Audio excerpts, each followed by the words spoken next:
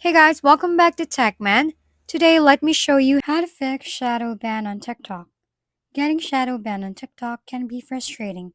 It means your video stops appearing on For You page or under hashtags, drastically lowering your reach even though your account is still active.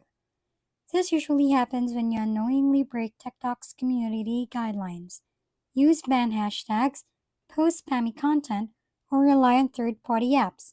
To fix it, first, stop posting for a few days to let the algorithm reset, then review your recent videos.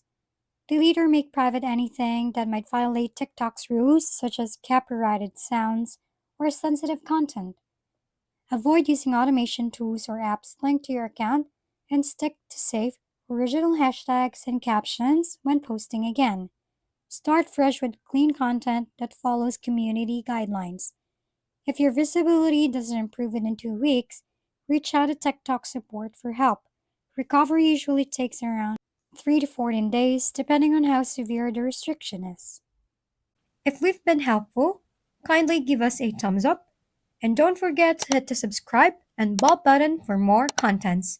For any questions and suggestions, comment down below.